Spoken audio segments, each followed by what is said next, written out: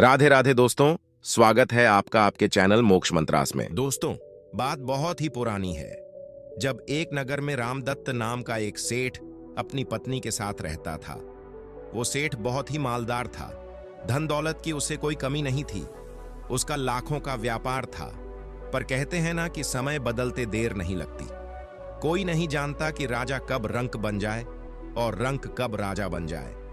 ऐसा ही उस सेठ के साथ भी हुआ। सेठ का बुरा समय आ गया और उसे अपने व्यापार में लाखों रुपए का घाटा हो गया। अपार संपत्ति का मालिक सेठ अब दूसरों का कर्जदार हो गया था। सेठ के बुरे दिन आते ही उसके सभी रिश्ते नाते वाले भी उसका साथ छोड़ गए। दोस्तों, मित्रों ने भी उसके घर आना जाना बंद कर दिया और फिर सेठ रामदत्त बहुत ही दुखी रहने लगा। दिन प्रतिदिन उसकी हालत अब खराब ही होती जा रही थी। नौबत यहां तक आ गई कि सेठ के लिए 2 समय की रोटी का जुगाड़ करना भी बहुत ही मुश्किल हो गया था। ऊपर से अपना कर्जा वसूल करने वाले लोग उसके घर चक्कर लगाने लगे। आए दिन कोई ना कोई उसके दरवाजे पर वसूली करने के लिए खड़ा हो जाता। एक दिन सेठ रामदत्त ने अपनी पत्नी से कहा, भाग्यवान, आजकल कर्ज वसूलने वालों ने हमें बहुत ही तंग कर रखा है। मुझे तो कुछ भी समझ में नहीं आ रहा कि मैं क्या करूं, कहां से पैसा लाऊं और कैसे इनका पैसा चुकाऊं। हमारे पास तो खुद अपना पेट भरने के लायक भी पैसे नहीं बचे। सोच रहा हूं कि क्यों ना कुछ दिनों के लिए तुम्हारे मायके चलते हैं। अगर तुम्हारे मायके वाले मेरी कुछ सहायता कर देंगे तो हम फिर से अपना कोई ना कोई छोटा मोटा काम धंधा शुरू कर लेंगे। आखिर मुश्किल समय में रिश्तेदार ही तो काम आते हैं। सेठ की पत्नी ने कहा, आप बिल्कुल ठीक कहते हैं। मेरे पिता और भाइयों से कुछ मदद जरूर मिल जाएगी और हमारा काम बन सकता है। अपनी पत्नी की सहमति लेकर सेठ रात के अंधेरे में अपने ससुराल की तरफ चल दिया। सेठ का ससुराल वहां से लगभग 10 कोस की दूरी पर था।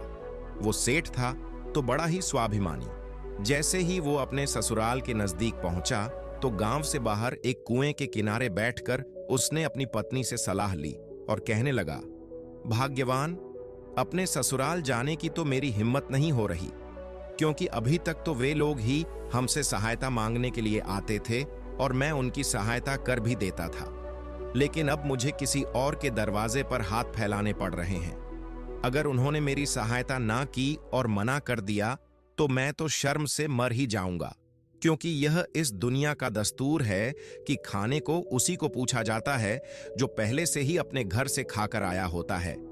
भूखे और लाचार आदमी को कोई नहीं पूछता। सेठ ने आगे कहा, भाग्यवान, तुम ऐसा करो, पहले तुम अपने पिता और अपने भाइयों के घर जाओ। अगर वो तुम्हें देखकर प्रसन्न हुए और उन्होंने तुम्हारा खूब आदर सत्कार किया तो तुम यहां पर आकर मुझे बुलाकर ले जाना। लेकिन अगर वो खुश ना हुए और तुम्हारा आदर सत्कार उन्होंने ना किया तो तुम उल्टे पांव वापस लौट आना। मैं यहीं पर तुम्हारा इंतजार कर रहा हूं। इस तरह से समझा बुझाकर सेठ ने अपनी पत्नी को उसके मायके भेज दिया और खुद इस कुएं पर बैठकर अपनी पत्नी का इंतजार करने लगा। सेठानी अपने पति को गांव के कुएं पर छोड़कर अपने मायके चली गई। वहां जाकर जब वो मायके के दरवाजे पर पहुंची तो उसके भाइयों और भाभियों ने उसे देखा। उसे देखकर वे लोग सोचने लगे कि इसका पति तो अब बहुत ही कंगाल हो चुका है। आए दिन कर्जा मांगने वाले इन्हें परेशान करते रहते हैं, इसलिए यह जरूर यहां पर कुछ ना कुछ हमसे मांगने के लिए आई होगी। सेठ की पत्नी बहुत देर तक अपने मायके के आंगन में खड़ी रही, लेकिन किसी ने भी उसका सत्कार करना तो दूर की बात, उसे बैठने के लिए भी नहीं पूछा। कुछ देर तक खड़े रहने के बाद वो वापस उस जगह पर चली गई जहां पर उसका पति बैठा हुआ उसका इंतजार कर रहा था। उसने वापस जाकर अपने पति को सारा हाल सुनाया कि मेरे भैया और भाभियों ने मुझे देखकर भी अनदेखा कर दिया। सत्कार करना तो दूर की बात है, किसी ने मुझे बैठने तक को भी नहीं कहा। इसलिए हमारा अब उस घर में जाना ठीक नहीं है। भलाई इसी में है कि हम दोनों वापस अपने घर लौट चलें। किस्मत में जो भी लिखा होगा वो देखा जाएगा। इस तरह से विचार करते हुए सेठ और सेठानी वापस अपने गांव लौट गए। जैसे ही वे लोग अपने घर पहुंचे तो सेठानी, जो कि उस समय गर्भवती थी, उसके पेट में दर्द होने लगा। सेठ ने जल्दी से दाई को बुलाया और उस रात सेठ के घर में एक बेटे ने जन्म लिया। बेटे के जन्म पर सेठ सोच रहा था कि अगर यही बालक 2-4 महीने पहले पैदा हुआ होता तो आज मैं पूरे नगर को दावत दे रहा होता, ढोल नगाड़े बज रहे होते।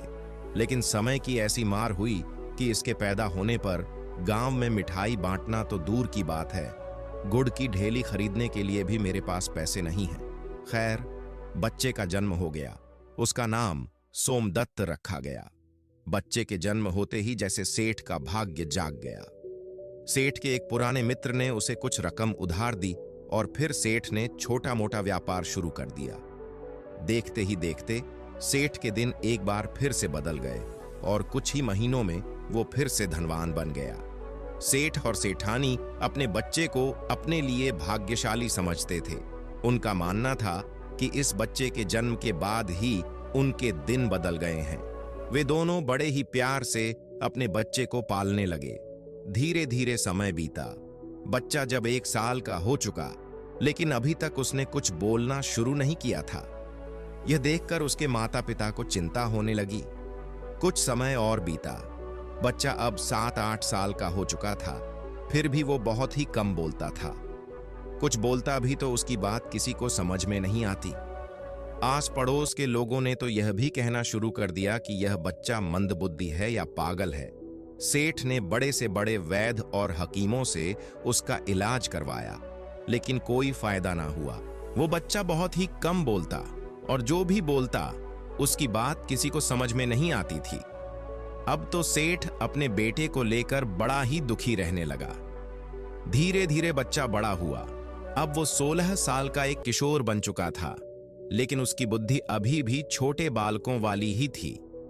अपने बेटे की नादानियां देखकर उसे बड़ा ही गुस्सा आ जाता। एक बार तो सेठ ने गुस्से में आकर अपने बेटे की बुरी तरह से पिटाई कर दी। नतीजा यह हुआ कि नादान सोमदत्त, जिसे लोग मंदबुद्धि कहते थे, वो अपने घर से भाग गया। सेठ सेठानी ने उसे ढूंढने की बहुत ही कोशिश की, लेकिन वो कभी लौटकर नहीं आया। अब तो सेठ को अपने किए पर पछतावा होने लगा, लेकिन अब किया भी क्या जा सकता था। दूसरी तरफ नादान सोमदत्त, जो कि 16 साल का एक किशोर था, वो भटकते भटकते एक गांव से दूसरे गांव, एक नगर से दूसरे नगर घूमता रहा। कभी किसी से मांग कर खा लिया, किसी ने कुछ दे दिया तो पहन लिया। उसकी हालत अब बिल्कुल पागलों की तरह हो चुकी थी। मैले कुचैले कपड़े, बिखरे हुए बाल। किसी को उस पर दया आ जाती तो उसे खाने के लिए दे देता। इसी तरह से कुछ समय और बीता। सोमदत्त अब 20 साल का नौजवान बन चुका था, लेकिन उसकी बुद्धि अभी भी बालकों वाली ही थी। भटकते भटकते वो विराट नगर जा पहुंचा, जहां पर राजा विराट सैन का राज्य था। राजा विराट सैन एक बहुत ही नेक दिल और भला आदमी था। राजा की अपनी कोई संतान नहीं थी और वो दरबार में हमेशा चापलूस दरबारियों से घिरा रहता।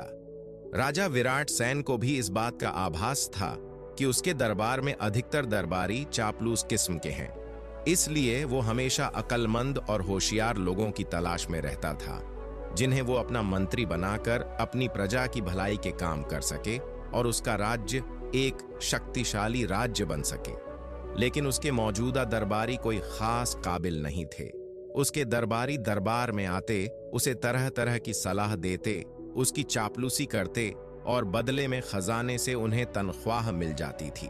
लेकिन उन दरबारियों की सलाहों में ना तो दम था और ना ही वो दूरदर्शिता जो राजा विराट सैन को चाहिए थी। यह सोचकर राजा अक्सर परेशान ही रहता। एक दिन राजा विराट सैन अपने दिल को बहलाने के लिए अपने कुछ दरबारियों को साथ लेकर जंगल की सैर पर जाने का फैसला लेता है। उसे लगा कि शायद प्रकृति के बीच में जाकर उसे कोई ऐसा सुराग मिल जाए जो उसकी इस उलझन को सुलझा सके। जंगल में पहुंचकर राजा ने शिकार किया, कुछ देर जंगल की सैर की, लेकिन जब वो वापस अपने नगर लौटने के लिए चला, तभी उसने एक बड़ा अजीब सा दृश्य देखा। एक पेड़ के नीचे एक नौजवान बैठा हुआ था। वो अपने आप से बातें कर रहा था। उसकी हालत कुछ अजीब सी लग रही थी। फटे पुराने कपड़े, बिखरे हुए बाल और गहरी सोच में डूबा हुआ उसका चेहरा दूर से देखने में वो पागल मालूम होता था। दरअसल यह सोमदत्त था, जो कि भटकते भटकते इस राज्य में पहुंच चुका था। राजा ने जब उसे देखा तो वहीं पर रुक गया। राजा सोचने लगा कि क्या यह सचमुच पागल है या फिर ऐसा कोई बहुत ही पहुंचा हुआ आदमी जो दुनिया से कुछ अलग सोचता हो, किसी और ही दुनिया में जीता हो। अपनी जिज्ञासा को लिए हुए राजा अपने दरबारियों के साथ उस नौजवान के पास पहुंचा और उससे बातचीत करने लगा। वो आदमी पहली नजर में पागल नजर आता था, मगर उसकी बातों में एक अजीब किस्म का रहस्य था। राजा ने बड़ी ही नरमी से उससे पूछा, नौजवान, क्या तुम पागल हो जो खुद से बातें कर रहे हो? वो नौजवान मुस्कुराया और बड़े ही ठहराव से उसने जवाब दिया, पागल तो तुम हो और तुम्हारा पूरा दरबार। मैं तो सिर्फ इतना चाहता हूं कि इस जंगल को साफ करके यहां पर एक शानदार महल बनाया जाए और यहां का राजा मैं खुद बन जाऊं। राजा को महसूस हुआ कि इस नौजवान की बातों में जो विश्वास और जो गहराई है वो किसी पागल की बातों में तो नहीं हो सकती। नौजवान की यह बात सुनकर उसके दरबारी हैरान रह गए। ऐसा जवाब या तो किसी पागल का हो सकता था या फिर किसी ऐसे आदमी का जिसे किसी का डर ना हो और वो बहुत ही अक्लमंद हो। राजा कुछ देर तक चुपचाप उस नौजवान को देखता रहा और फिर राजा ने अपने साथ आए हुए दरबारियों से उस आदमी के बारे में राय ली। राजा जिन दरबारियों से उसके बारे में राय ले रहा था, उनके अंदर का लालच जाग गया। उनमें से कुछ दरबारी आपस में धीरे धीरे बातें करने लगे। कुछ ने सोचा कि अगर ये आदमी राजा का बहुत ही खास बन गया तो हम सबको इसके नीचे काम करना पड़ेगा और दरबार में हमारी हैसियत कम हो जाएगी। एक दरबारी ने कानाफूसी करते हुए कहा, यह आदमी हमारे लिए एक खतरा है, कहीं ऐसा ना हो कि कल को यह हम लोगों पर ही हावी हो जाए। दूसरे ने झट से जवाब दिया, अरे नहीं नहीं, यह तो मुझे आधे से ज्यादा पागल लगता है। इससे किसी समझदारी की उम्मीद रखना बेकार है। इन्हीं सभी विचारों के बीच में उन्होंने राजा को सलाह दी कि इस आदमी को महल ले चला जाए। अगर ये बहादुर निकला तो हमारे काम आएगा और अगर सचमुच पागल हुआ तो इसे ऐसे ही बाद में छोड़ दिया जाएगा। राजा ने अपने दरबारियों की सलाह को मानते हुए कुछ नरमी और कुछ डरा धमकाकर उस नौजवान को अपने साथ चलने के लिए राजी कर लिया। उसे एक घोड़े पर बिठाया गया और वो राजा के काफिले के साथ चल दिया। लेकिन जब काफिला थोड़ी दूर गया तभी उस नौजवान ने अपने घोड़े की लगाम मोड़ दी और एक दूसरी ही दिशा में भागने की कोशिश करने लगा। राजा और उसके सिपाहियों ने तुरंत उसके पीछे अपने घोड़े दौड़ाए। थोड़ी ही कोशिशों के बाद उस आदमी को दोबारा से पकड़ लिया गया और फिर वे सभी महल की तरफ चल दिए। जैसे ही वे लोग महल के करीब पहुंचे, उन्होंने देखा कि वहां पर लोगों की भीड़ जमा थी। लोग खुशी से नारे लगा रहे थे और राजा को बधाई दे रहे थे। राजा और उसके दरबारियों ने जब यह दृश्य देखा तो हैरान रह गए। उन्होंने पूछा कि क्या बात है इस बात की बधाई? लोगों ने जवाब दिया, महाराज, जिस रास्ते से आप शिकार खेलने के लिए गए थे उसी रास्ते पर दुश्मन राज्य की सेना घात लगाए हुए बैठी थी। हमें तो पूरा यकीन हो गया था कि आप कभी वापस नहीं आएंगे, लेकिन आपने जो रास्ता बदल दिया वही उपाय आपको सुरक्षित बचाकर ले आया। यह सुनकर राजा और उसके दरबारी की आंखों में हैरानी और चिंता साफ साफ दिखाई दे रही थी। मन ही मन राजा ईश्वर को धन्यवाद दे रहा था। लोगों ने फिर से खुश होकर कहा, महाराज, आप तो बहुत ही होशियार निकले। आपने जो समय रहते अपना रास्ता बदल लिया, उसी की वजह से आप सही सलामत वापस पहुंचे हैं। राजा ने कुछ देर तक चुपचाप उस पागल आदमी की तरफ देखा। उस पागल के चेहरे पर सादगी और उसकी आंखों में गहराई थी। यह देखकर राजा के मन में विचार आया कि यह आदमी सचमुच कोई साधारण आदमी नहीं है। राज दरबार में पहुंचकर राजा ने अपने दरबारियों को यह आदेश दिया कि जल्दी से जल्दी इस आदमी के लिए एक शाही कुर्सी तैयार की जाए। आज से यह मेरे साथ दरबार में रहेगा। दरबारी, जो कि पहले से ही उस पागल आदमी से डरे हुए थे, कहने लगे, महाराज, यह तो पागल है। कहीं ऐसा ना हो कि यह आपको कोई नुकसान पहुंचा दे। आपके साथ तो हमारे जैसे समझदार लोगों को होना चाहिए।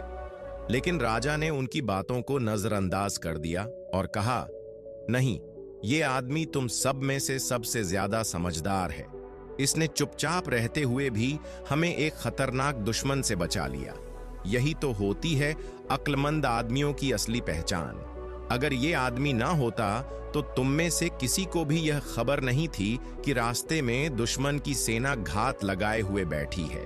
अगर हम आज सही सलामत हैं तो सिर्फ इसकी होशियारी की वजह से। राजा की बातें सुनकर वो पागल मुस्कुराया और बड़े गर्व से राजा के सिंहासन के साथ रखी हुई शाही कुर्सी पर जा बैठा। लेकिन उस समय दरबार में एक अजीब सी हलचल मच गई। वो दरबारी जो कई पीढ़ियों से शाही कुर्सियों पर बैठते आए थे, ये कैसे बर्दाश्त कर सकते थे कि एक अजनबी, और वो भी ऐसा जिसे लोग पागल कहते हों, उनके बराबर आकर बैठे। सभी दरबारियों के दिलों में जलन पैदा होने लगी। वे धीरे धीरे उस पागल के खिलाफ षड्यंत्र रचने लगे। एक सुबह की बात है, राजा के कुछ दरबारी चुपचाप उस आदमी के पास आए जिसे सब पागल कहते थे। दरबारियों ने झुककर उसे प्रणाम किया और कहा, बड़े भाई, आप हमेशा तंदुरुस्त रहें। हम आपसे एक बहुत ही जरूरी बात करना चाहते हैं। वो बड़े ही प्यार से उससे कहने लगे, बड़े भाई, आपको हमारे राज्य के नियमों और दरबार के रिवाजों के बारे में कुछ भी नहीं पता। हम तो सिर्फ यही चाहते हैं कि आप किसी गलत फहमी में ऐसा कोई भी काम ना कर लें जिससे आपको कोई सजा भुगतनी पड़े।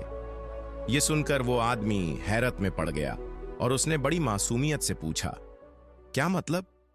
मुझे सजा क्यों मिलेगी? मैंने तो कभी नहीं कहा था कि मुझे यहां पर महल में लेकर आया जाए। ये कैसी मुसीबत है? अगर मेरी वजह से किसी को कोई परेशानी है तो मुझे वापस जंगल में छोड़ दिया जाए। पागल की बात सुनते ही दरबारियों के चेहरे पर एक हल्की सी मुस्कुराहट आ गई। उन्हें ऐसा लगा जैसे उनकी चाल अब रंग ला रही है। वे जानते थे कि राजा के रहते हुए इस पागल को जबरदस्ती महल से नहीं निकाला जा सकता, इसलिए अब वो उसे चालाकी से बहलाने फुसलाने लगे।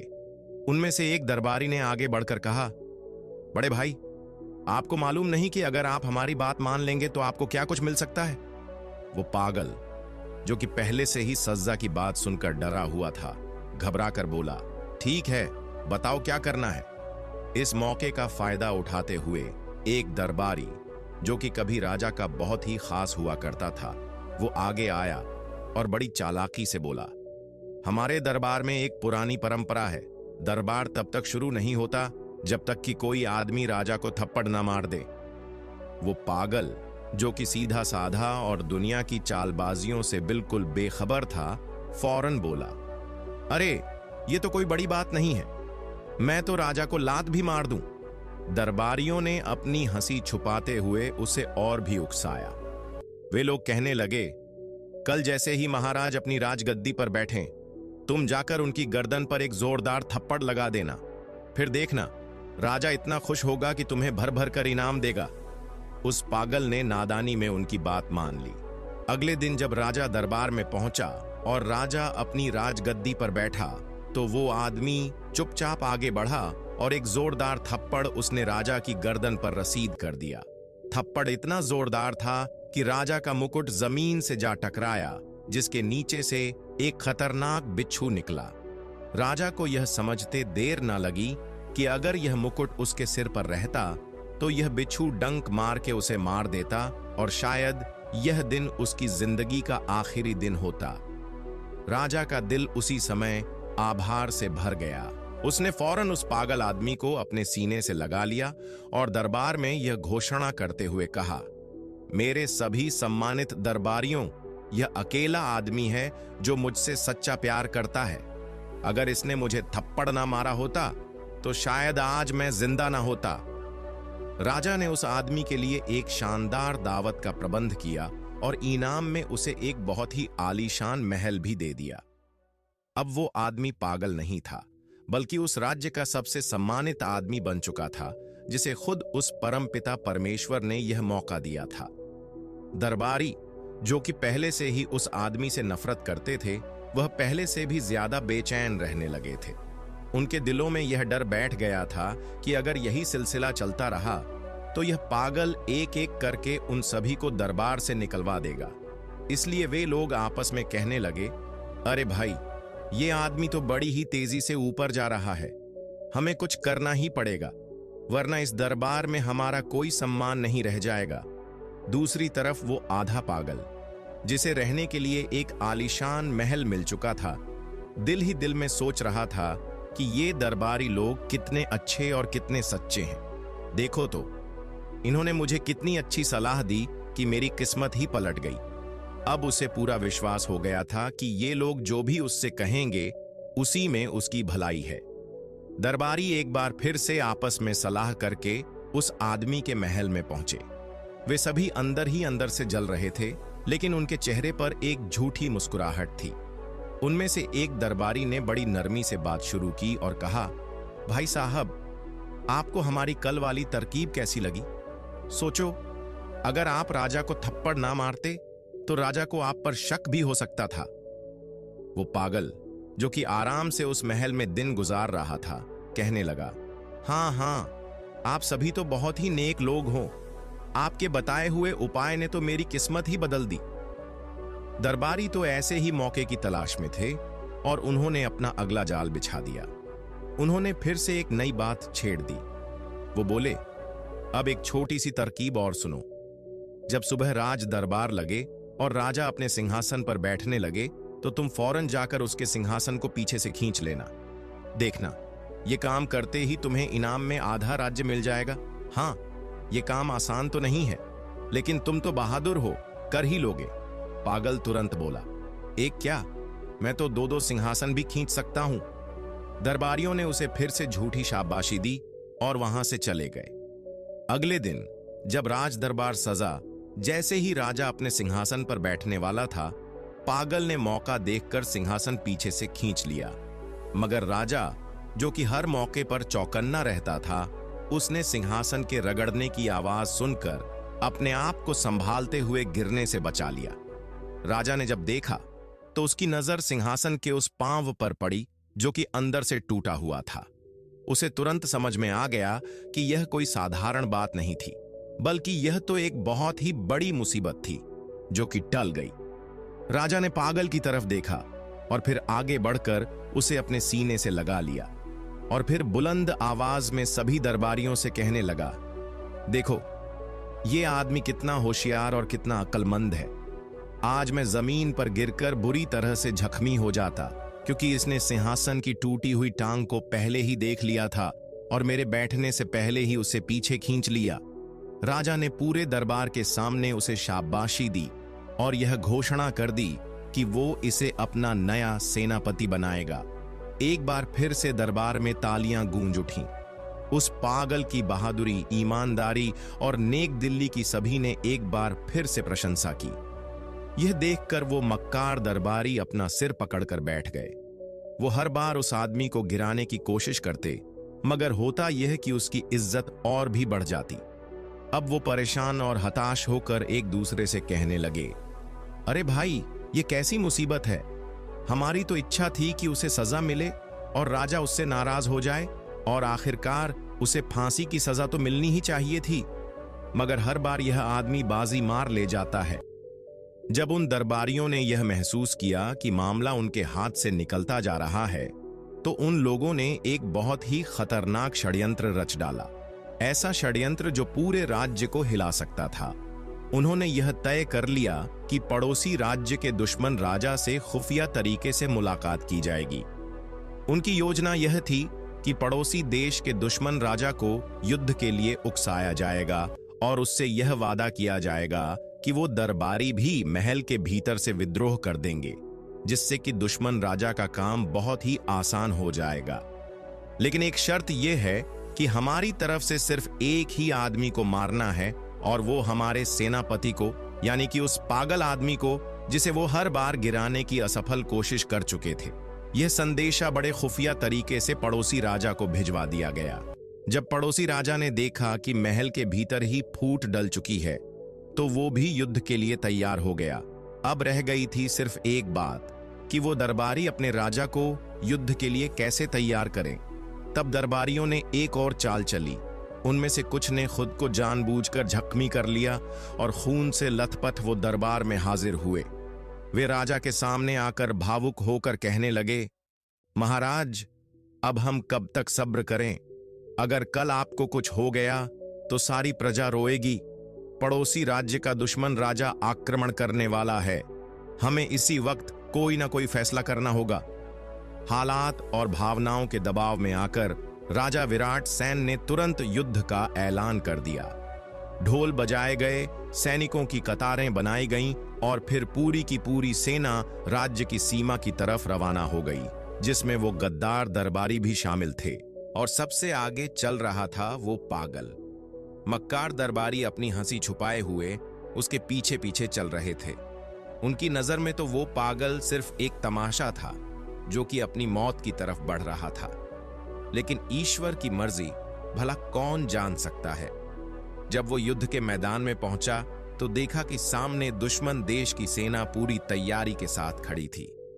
दोनों सेनाएं एक दूसरे के आमने सामने खड़ी थीं। युद्ध का मैदान एक घने जंगल में तय हुआ था। जैसे ही दोनों तरफ की सेनाएं जंगल में दाखिल हुईं, पागल ने ऊंची आवाज में आदेश दिया, सब रुक जाओ। सबसे पहले मैं दुश्मन राजा के साथ अकेला लड़ूंगा। अब क्योंकि वो सेना का सेनापति था, इसलिए पूरी सेना वहीं पर रुक गई। पागल सेनापति ने जंगल की तरफ देखते हुए दुश्मन राजा को ललकारा और फिर दुश्मन राजा जंगल के बीचों बीच में आ गया और वो दोनों एक दूसरे के सामने थे कि अचानक एक खूंखार शेर झाड़ियों से निकल कर आया और सीधा दुश्मन राजा पर टूट पड़ा। पागल, जो कि तलवारबाजी का शौकीन था और जिसकी किसी से कोई निजी दुश्मनी नहीं थी, जब उसने शेर को दुश्मन राजा पर हमला करते हुए देखा तो वो फौरन आगे बढ़ा और उसने तलवार खींची और एक ही झटके में तलवार शेर के पेट में डाल दी। क्योंकि उस पागल का उद्देश्य युद्ध करना नहीं बल्कि इंसानियत को बचाना था। वो यह सब नहीं चाहता था कि उसकी आंखों के सामने किसी की मौत यूं ही बिना कारण के हो जाए। और फिर पागल सेनापति ने शेर को मार गिराया। उसने अपनी तलवार एक तरफ रखी और लहूलुहान दुश्मन राजा को जमीन से उठाया। वो राजा भी जख्मी हालत में था, लेकिन वो जिंदा बच गया था। जब उसने अपना होश संभाला और अपनी पूरी सेना को सामने खड़ा देखा तो उसने युद्ध रुकवा दिया और यह ऐलान किया कि अब कोई युद्ध नहीं होगा। मैं इस सेनापति को माफ करता हूं। इसने मेरी जान बचाई है। ये कोई इंसान नहीं बल्कि देवता है। ये बहादुर भी है और अक्लमंद भी। मैं फिजूल के इस युद्ध को आगे नहीं बढ़ाऊंगा। हां, वो दरबारी जो कि इसे छोड़कर हमारे साथ मिल गए थे, उन्हें गिरफ्तार कर लिया जाए और कारागार में डाल दिया जाए। ये सुनते ही पागल सेनापति ने अपनी तलवार खींच ली और गरज कर कहा, खबरदार, अगर किसी ने मेरे एक भी आदमी को हाथ लगाया तो मैं अपनी जान की बाजी लगा दूंगा। उसकी ऐसी वफादारी देखकर दुश्मन राजा भी हैरान था। वो दिल में कहने लगा, ये कैसा कमाल का आदमी है, दुश्मनों को बचाता है और खुद को भुला देता है। अब तो उस पागल की बहादुरी और ईमानदारी के चर्चे पूरे राज्य में होने लगे। उसकी मासूमियत, वफादारी और बहादुरी ने लोगों के दिलों को जीत लिया था। जब वो महल में वापस आया तो उसका पूरे जोरों शोरों के साथ स्वागत किया गया। अब तो वो राजा का सबसे खास आदमी बन चुका था। ये सब देखकर मक्कार दरबारी, जो कि पहले से ही अंदर से जल रहे थे, उन्होंने कसम खा ली कि जैसा भी हो इस पागल को खत्म करके ही रहेंगे। इस घटना के बाद दोनों राज्य अब मित्र बन चुके थे। पहले की दुश्मनी अब दोस्ती में बदल चुकी थी। मगर गद्दार दरबारियों ने अभी तक हार नहीं मानी थी। वे फिर से एक षड्यंत्र रचने लगे। आपस में कहने लगे, अगर इस पागल को ना रोका गया तो एक दिन ये हम सभी को अपना गुलाम बना लेगा। इसे खत्म करना बहुत ही जरूरी है। सब ने एक स्वर में अपनी सहमति जताई। लेकिन उनमें से एक दरबारी, जो कि बूढ़ा था, बहुत ही अनुभवी और गहरी नजर रखने वाला था, वो उठा और बड़ी गंभीरता से बोला, भाइयों, मेरी बात ध्यान से सुनो। दुनिया में ईश्वर ने हर आदमी की किस्मत लिखी है। जिसकी रक्षा खुद ईश्वर करता है, उसका कोई भी कुछ नहीं बिगाड़ सकता। अगर तुम लोग उसे मार भी दोगे तो उसकी इज्जत और भी बढ़ जाएगी। अगर तुम यह सोचते हो कि उसके मरने से तुम्हारा कोई फायदा होगा तो तुम लोग धोखे में हो, क्योंकि वो दिल का सच्चा आदमी है और हमेशा सच्चाई की ही जीत होती है। उसने गहरी सांस ली और फिर कहा, तुम सभी लोग सिर्फ एक बात समझ लो, वो आदमी तुम लोगों को पागल लगता है, लेकिन ईश्वर ने उसके अंदर जो योग्यता भरी है वो किसी के अंदर नहीं है। अगर तुम सब लोग मिलकर भी उसके खिलाफ हो जाओगे तो भी वो अकेला ही जीत जाएगा। इसलिए अब उससे उलझने की बजाय खुद को बदलो, सच्चाई का साथ दो। यही हम सबके लिए अच्छा रहेगा और इसी में हम सबकी भलाई है। उस दिन के बाद से उन सभी मक्कार दरबारियों ने कभी उस पागल के खिलाफ कोई षड्यंत्र नहीं रचा। कुछ दिनों के बाद राजा ने अपने उस पागल सेनापति से उसके परिवार के बारे में पूछा तो उसने बताया कि मेरा नाम सोमदत्त है और मेरे पिता एक व्यापारी हैं। और फिर राजा ने अपने एक दूत को भेजकर उसके माता पिता को भी महल में बुलवा लिया।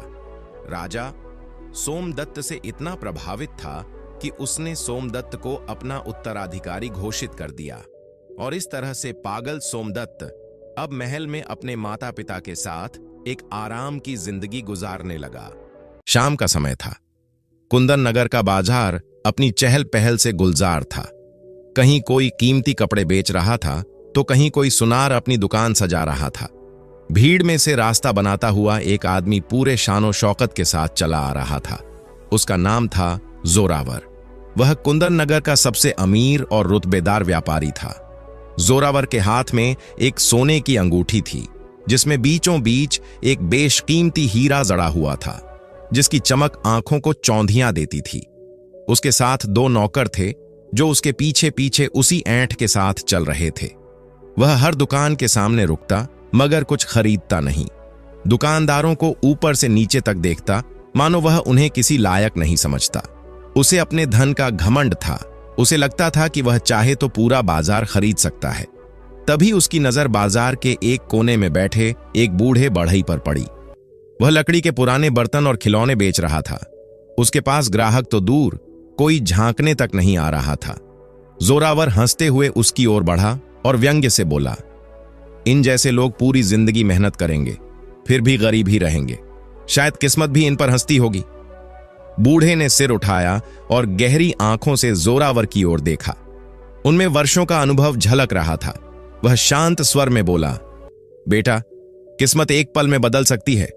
आज तेरा समय है, कल किसी और का होगा।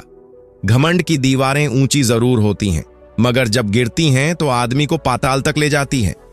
जोरावर ठहाका मारकर हंसा, मेरे साथ ऐसा कुछ नहीं होगा। मैं इस शहर का सबसे बड़ा व्यापारी हूं। बूढ़ा मुस्कुराया और बस इतना कहा, यह तो समय ही बताएगा। जोरावर सिर झटकता हुआ आगे बढ़ गया। उसे क्या मालूम था कि किस्मत अब पलटने वाली है। उसका घमंड उसे कहां ले जाएगा, ये कहानी अब शुरू होने वाली थी। अगले दिन सूरज की पहली किरण के साथ बाजार फिर से जगमगा उठा। दुकानदार अपनी दुकानें खोल रहे थे, मजदूर बोरियों में सामान ढो रहे थे और ग्राहक खरीदारी में लगे थे।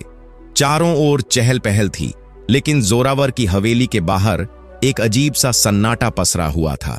उसके नौकर हवेली के बाहर खड़े होकर उसका इंतजार कर रहे थे। वह जो रोज सुबह सबसे पहले उठ जाता था, आज अभी तक बिस्तर में पड़ा था। एक नौकर ने हिम्मत करके उसे जगाया। जोरावर एक झटके में उठ बैठा। उसका चेहरा पसीने से भीगा हुआ था, शरीर कांप रहा था। उसने एक भयानक सपना देखा था। सपने में वह खुद को उसी बाजार में खड़ा देखता है, लेकिन उसके कपड़े मैले हैं, चेहरा धूल से सना हुआ है और लोग उससे मुंह मोड़कर जा रहे हैं। जब वह दुकानदारों से बात करता है तो वे उसे पहचानने से इनकार कर देते हैं। तुम कौन हो? हमने तुम्हें कभी नहीं देखा। वह भागकर अपनी हवेली की ओर लौटता है, लेकिन रास्ता उसे नहीं मिलता। सपने से जागकर भी उसके दिल की धड़कन तेज थी। उसे लग रहा था मानो कोई अनहोनी उसके दरवाजे पर दस्तक दे रही हो। वह फौरन तैयार होकर बाजार पहुंचा, लेकिन वहां का नजारा बिल्कुल अलग था। अब कुंदन नगर की हवा में कुछ बदल चुका था। किस्मत की चाल शुरू हो चुकी थी। कुछ लोग बाजार के बीचों बीच खड़े थे। पेड़ों के नीचे हलचल सी मची थी। जोरावर ने पास खड़े एक व्यापारी से पूछा, यह सब क्या हो रहा है? व्यापारी ने आश्चर्य से उसकी ओर देखा और बोला, तुम्हें नहीं पता? सम्राट ने कल रात एक नया कानून लागू किया है। सम्राट के मंत्री ने ऐलान किया है कि जो भी व्यापारी नाजायज मुनाफा कमाता है उसकी सारी संपत्ति जब्त कर ली जाएगी। यह सुनते ही जोरावर के पैरों तले जमीन खिसक गई। क्योंकि उसकी दौलत का ज्यादातर हिस्सा मुनाफाखोरी और जमाखोरी से ही इकट्ठा किया गया था। अगर सम्राट के सिपाही उसके गोदाम पर छापा मारते तो उसका सब कुछ चला जाता। उसने घबराहट में खुद को संभाला और फौरन अपने नौकरों को बुलाकर आदेश दिया, तुरंत गोदाम में जाकर सारा कीमती सामान कहीं और छुपा दो। इसी बीच सम्राट के सिपाहियों का एक दस्ता बाजार में दाखिल हुआ। लोग घबराकर उनके रास्ते से हटने लगे। सिपाहियों के बीच में एक आदमी खड़ा था, सम्राट का मंत्री। मंत्री ने एक कागज निकाला और ऊंची आवाज में ऐलान किया, कुंदन नगर के व्यापारी जोरावर पर जमाखोरी, मुनाफाखोरी और धोखाधड़ी के गंभीर आरोप हैं। सम्राट के आदेशानुसार उसकी सारी संपत्ति और कारोबार जब्त किए जाते हैं। यह सुनते ही जोरावर के चेहरे का रंग उड़ गया। उसने आसपास खड़े लोगों की ओर देखा, लेकिन कल तक जो लोग उसके सामने सिर झुकाते थे आज उससे नजरें चुरा रहे थे। कोई उसके पक्ष में कुछ नहीं बोला, कोई मदद के लिए आगे नहीं आया। तभी उसकी नजर बाजार के कोने में बैठे उसी बूढ़े बढ़ई पर पड़ी जो कल उसे समझा रहा था। बूढ़े ने एक नजर जोरावर पर डाली और शांत स्वर में कहा, मैंने कहा था ना, घमंड की दीवार चाहे जितनी ऊंची हो, जब गिरती है तो इंसान को पाताल में ले जाती है। अब जोरावर के दिल की धड़कन तेज हो चुकी थी। सिपाही उसे पकड़कर सम्राट के दरबार में ले गए। दरबार भरा हुआ था। सम्राट अपने सिंहासन पर बैठा था। चारों तरफ व्यापारी, आम नागरिक और वे लोग भी मौजूद थे जो कल तक जोरावर की चापलूसी किया करते थे। लेकिन आज उनकी आंखों में डर, नफरत और नफरत में लिपटी चुप्पी थी। हमदर्दी का कहीं नामो निशान नहीं था। जोरावर के मन में एक ही सवाल घूम रहा था, ये सब मेरे साथ ही क्यों हुआ? कल तक मैं इस नगर का सबसे बड़ा व्यापारी था और आज एक अपराधी की तरह यहां खड़ा हूं। सम्राट ने मंत्री की ओर देखा और पूछा, मंत्री, क्या तुम्हें यकीन है कि यह आदमी मुनाफाखोरी और जमाखोरी में लिप्त है? मंत्री ने सिर झुकाकर कहा, महाराज, हमारे गुप्तचरों की रिपोर्ट के अनुसार जोरावर ने अनाज और जरूरी वस्तुएं बड़ी मात्रा में छुपा कर रखी थीं, ताकि जब बाजार में कमी हो तब वह उन्हें ऊंचे दामों पर बेचकर भारी मुनाफा कमा सके। जब हमने इसके गोदाम पर छापा मारा तो वहां सैकड़ों बोरियां अनाज की मिली, जबकि बाजार में लोग भूख से मर रहे हैं। यह सुनते ही दरबार में एक शोर मच गया। लोग आपस में कानाफूसी करने लगे। कुछ महीने पहले कुंदन नगर में सूखा पड़ा था। लोग रोटी के एक एक टुकड़े को तरस रहे थे। अब सबकी समझ में आने लगा कि उनकी इस हालत के पीछे जोरावर जैसे लालची लोग थे। जोरावर यह सब सुनकर कांप उठा, लेकिन उसने हिम्मत जुटाई और बोला, महाराज, मैं निर्दोष हूं, मुझे फंसाया गया है। परंतु उसकी आवाज में पहले जैसी ताकत नहीं थी। वह डर, शर्म और पछतावे के बीच झूल रहा था। मैंने तो हमेशा मेहनत से ही दौलत कमाई है, कभी किसी के साथ अन्याय नहीं किया। जोरावर की आवाज थरथरा रही थी, पर उसका चेहरा अब भी अपने बचाव की उम्मीद में था। सम्राट ने उसकी बात सुनी, फिर अपनी दृष्टि दरबार में मौजूद व्यापारियों की ओर घुमाई और गंभीर स्वर में पूछा, क्या यहां कोई ऐसा व्यक्ति है जो इस जोरावर के पक्ष में गवाही दे सके? जोरावर ने तेजी से दरबार में नजर दौड़ाई।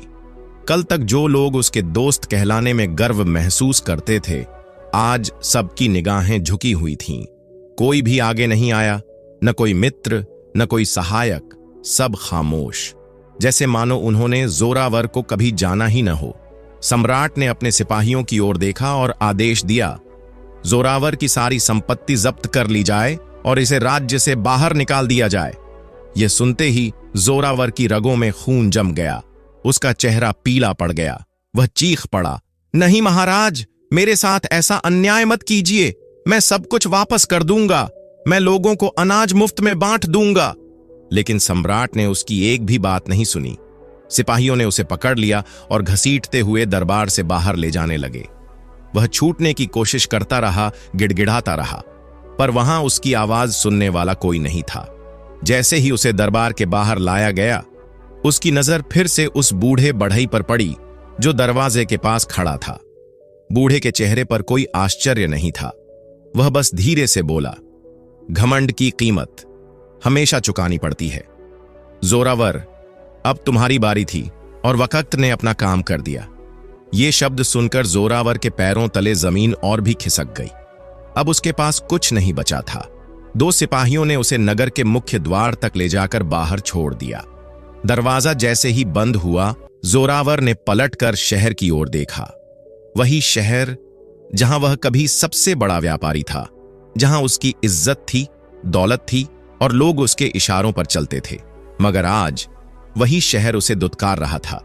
उसने थकी नजरों से अपने कपड़ों की ओर देखा, जो कभी रेशमी शान की पहचान थे, अब धूल और मिट्टी से सने हुए थे। सिपाहियों ने उसकी अंगूठी तक छीन ली थी। उसने पहली बार अपने आप को असहाय और नग्न महसूस किया, केवल अहंकार के नीचे दबा एक टूटा हुआ इंसान। जोरावर सोचने लगा, अब कहां जाऊं? कुंदन नगर से बाहर का सफर आसान नहीं होगा। मुझे कहीं आश्रय मिलेगा या नहीं? कुछ खाने को मिलेगा या नहीं? कुछ नहीं पता। वह बिना रुके चलता रहा। घंटों बीत गए। सूरज अब ढलने लगा था। भूख और प्यास से उसकी हालत बिगड़ रही थी। तभी उसे थोड़ी दूर पर एक छोटा सा गांव दिखाई दिया, कुंदन नगर की सीमाओं के पास। उसे एक आशा की किरण दिखाई दी। वह गांव की ओर बढ़ा। गांव में दाखिल होते ही सबसे पहले उसकी नजर एक कुएं पर पड़ी। वह लपक कर आगे बढ़ा, पानी निकाला और प्यास बुझाई। हर एक घूंट मानो उसके शरीर में जान फूंक रहा था।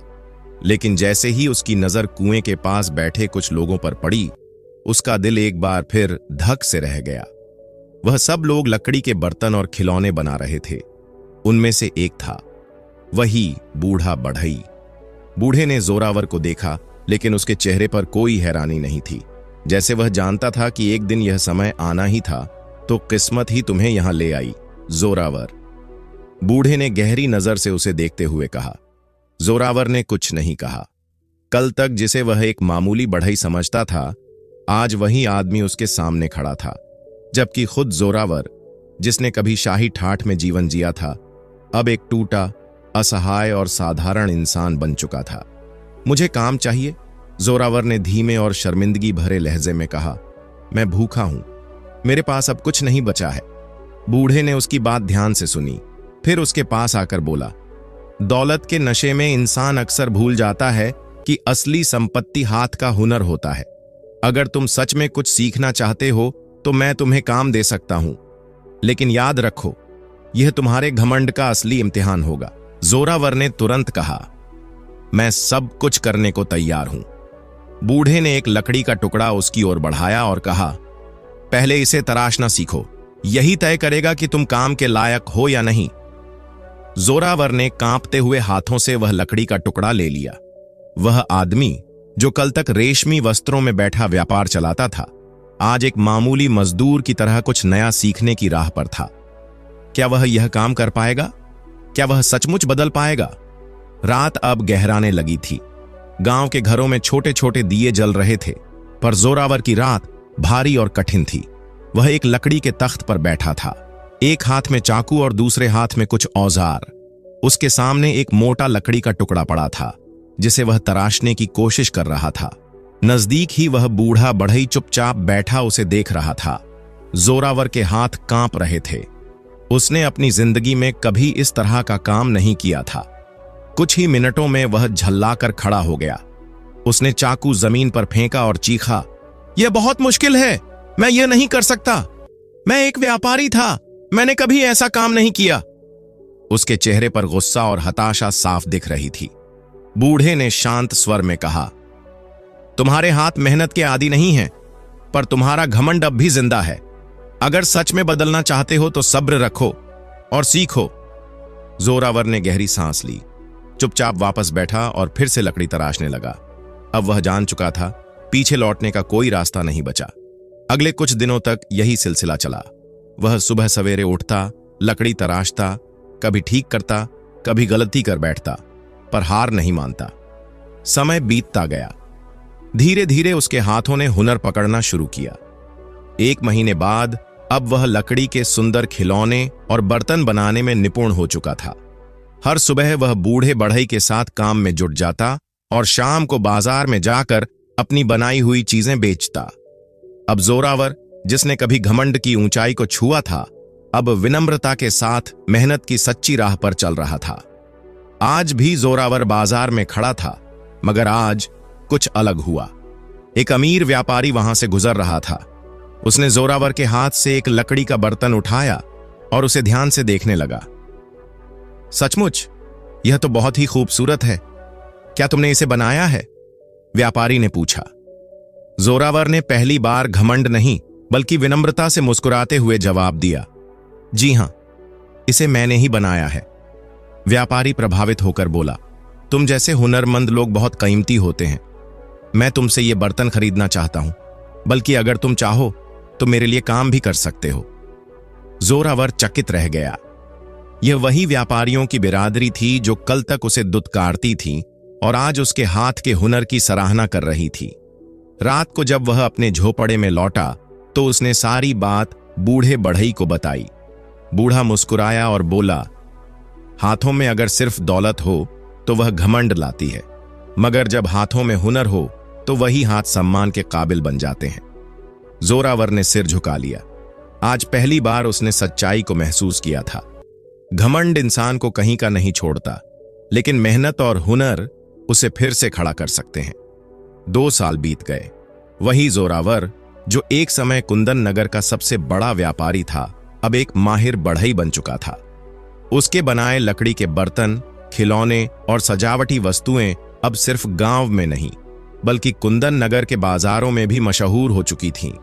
उसका नाम अब दौलत से नहीं बल्कि हुनर और ईमानदारी से जुड़ चुका था, मगर अब उसके चेहरे पर घमंड नहीं बल्कि विनम्रता और अनुभव की रेखाएं थीं। आज पहली बार वह वापस कुंदन नगर लौट रहा था। वही नगर जिसने उसे अपमानित करके बाहर निकाल दिया था। वही बाजार जहां कभी वो रेशमी वस्त्रों में घूमता था, आज वह वहां एक साधारण कारीगर की तरह जा रहा था। मगर इस बार वह खाली हाथ नहीं था। उसके साथ था उसका हुनर, मेहनत और एक बदला हुआ दिल। कुंदन नगर में उसने एक छोटी सी दुकान खोली जहां वह अपने हाथों से बनी लकड़ी की चीजें बेचने लगा। लोग उसकी कारीगरी की तारीफ करने लगे। धीरे धीरे उसका व्यापार फिर से चल पड़ा, मगर इस बार वो मुनाफे के पीछे नहीं, ईमानदारी और मेहनत के साथ आगे बढ़ रहा था। एक दिन जब वह दुकान पर काम कर रहा था, उसकी नजर उसी बूढ़े बढ़ई पर पड़ी जो बाजार से गुजर रहा था। जोरावर तुरंत आगे बढ़ा, उसके पैर छू लिए और भावुक स्वर में बोला, बाबा, आज जो कुछ भी हूं वो आपकी वजह से हूं। मैंने घमंड छोड़ दिया है और मेहनत को अपना लिया है। उसकी आंखों में आज सच्चाई और कृतज्ञता की चमक थी। बूढ़े ने मुस्कुराकर उसके सिर पर हाथ रखा और कहा, घमंड तभी टूटता है जब इंसान को यह समझ में आ जाए कि वो सच में कुछ नहीं है, और वही समझ उसे सबसे बेहतर बना देती है। दूसरी ओर कुंदन नगर के सम्राट का दरबार लगा था। मंत्रियों के बीच चर्चा हो रही थी। कुछ महीने पहले एक मंत्री ने सम्राट को बताया था, महाराज, वही जोरावर जो कभी मुनाफाखोरी करता था, आज नगर का सबसे ईमानदार व्यापारी बन चुका है। वो लोगों को सिखाता है कि दौलत का घमंड कैसे बर्बाद करता है और मेहनत कैसे इंसान को दोबारा अमीर बनाती है। सम्राट यह सुनकर हैरान हुआ। उसने जोरावर को दरबार में बुलाया। जब जोरावर दरबार में पहुंचा, उसकी नजरें झुकी हुई थीं। सम्राट ने सख्त स्वर में पूछा, जोरावर, क्या तुम्हें याद है जब तुम्हें इसी नगर से बेइज्जत करके निकाला गया था? जोरावर ने सिर झुकाकर कहा, जी महाराज, वो मेरी जिंदगी का सबसे बड़ा सबक था। आज मैं जान चुका हूं कि घमंड की दीवार कितनी कमजोर होती है। सम्राट मुस्कुराया और कहा, पहले तुम सिर्फ एक धनवान व्यापारी थे, पर ईमानदार नहीं थे। आज तुम्हारे पास सबसे बड़ी दौलत है, ईमानदारी। और सच कहूं, यही असली धन है।